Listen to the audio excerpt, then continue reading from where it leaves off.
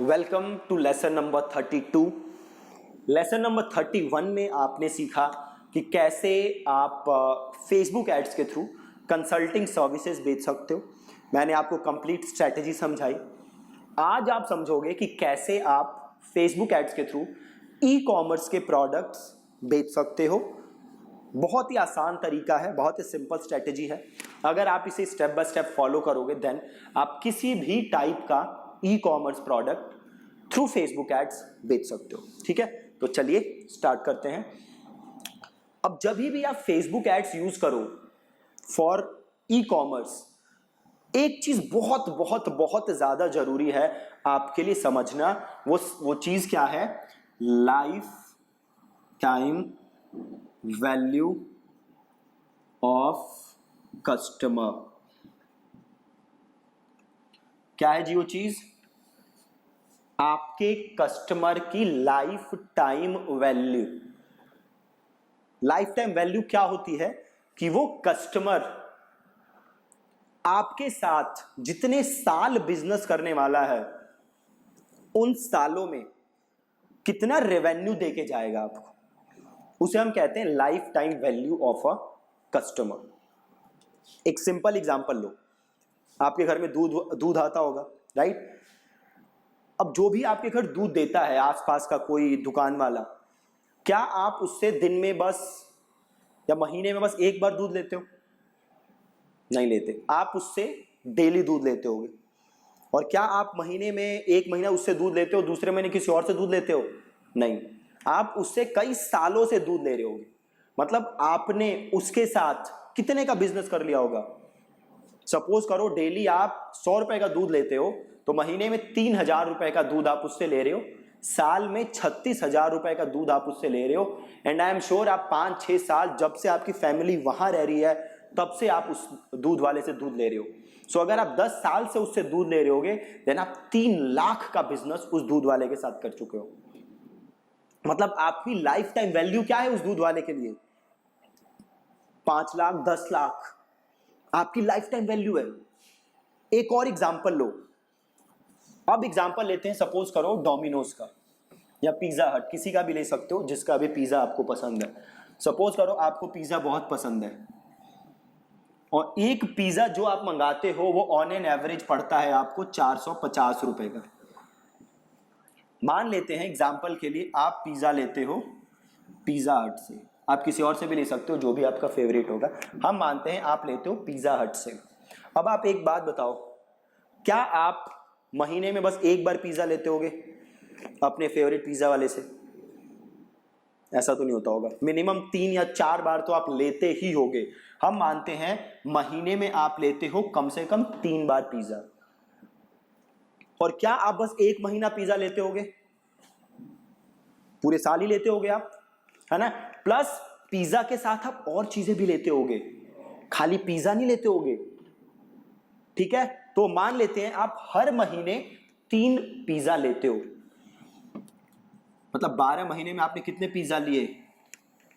36। एक साल में आपने 36 बार पिज्जा लिए। प्लस कई बार आप अपने दोस्तों को साथ लेके जाते होगे, फैमिली साथ लेके जाते होगे। मतलब आप और ज्यादा पैसे खर्च कर रहे हो।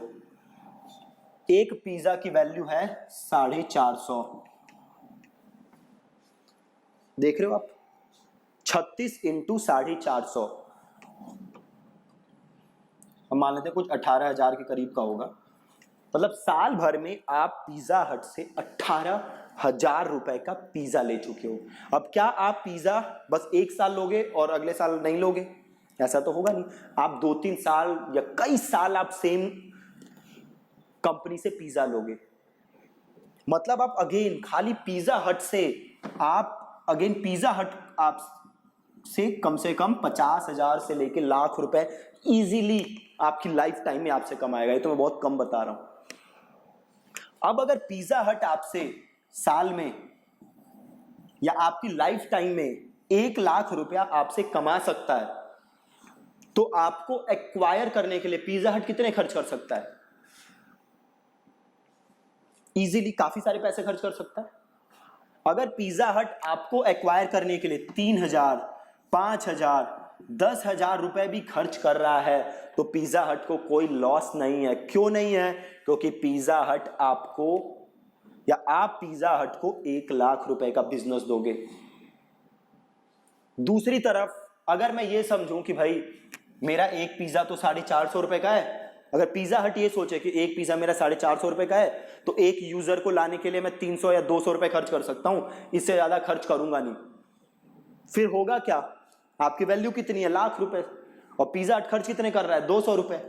फिर होगा क्या? पिज्जा हट आपको कभी एक्वायर नहीं कर सकता। क्यों? क्योंकि पिज्जा हट की जगह कोई और कंपनी होगी जो ज्यादा पैसे खर्च कर रही होगी। क्यों ज्यादा पैसे खर्च कर रही होगी? क्योंकि उस कंपनी को पता है कि आपकी लाइफ टाइम वैल्यू क्या है, राइट? तो कभी भी आप ई कॉमर्स का बिजनेस स्टार्ट करो तो सबसे पहले आप ये सोचो कि जो आपका यूजर है उसकी लाइफ टाइम वैल्यू क्या है, वो आपको अब उसकी लाइफ टाइम में कितने का बिजनेस दे के आएगा, राइट? उसी के बेस पे आप क्या डिसाइड करोगे? CPA, cost per acquisition. आप ये डिसाइड करोगे कि एक यूजर लाने के लिए आप कितने पैसे खर्च कर सकते हो। अगर आप एक यूजर लाने के लिए 100 रुपए खर्च कर रहे हो और आपका कॉम्पिटिटर एक यूजर लाने के लिए 1,000 रुपए खर्च करने के लिए तैयार है तो आप अपने कॉम्पिटिटर से टक्कर नहीं ले पाओगे। बट आपका कॉम्पिटिटर 1,000 रुपए खर्च करने के लिए क्यों तैयार है? आपका कॉम्पिटिटर 1,000 रुपए खर्च करने के लिए इसलिए तैयार है क्योंकि आपके कॉम्पिटिटर को आपकी लाइफ टाइम वैल्यू का आइडिया है, आपको नहीं है। ठीक है, तो आप सबसे पहले देखो लाइफ टाइम वैल्यू क्या है आपके यूजर की। अब देखो आगे हमें क्या करना है। अब हम देखते हैं कंप्लीट स्ट्रेटजी। जो स्ट्रेटजी है वो सिमिलर है किसके? जो आपने कंसल्टिंग सर्विस पढ़ी थी। ठीक है, तो स्टेप नंबर 1 सेम चीज है, आपको ऑडियंस रिसर्च करनी है, ठीक है, और एड बनानी है। अब आप जो एड बनाओगे, स्टेप 1 आप क्या करोगे? Audience research. ऑडियंस रिसर्च से पहले जो भी पेन, प्रॉब्लम, डिजायर थी वो सारी चीजें आप ढूंढोगे। तो यहां पे लिख देता हूं मैं, पेन, प्रॉब्लम, डिजायर, ड्रीम्स, जो भी यूजर से रिलेटेड है आप ढूंढोगे। स्टेप 2 जैसे हमने कल पढ़ा था, आप करोगे ऑडियंस रिसर्च।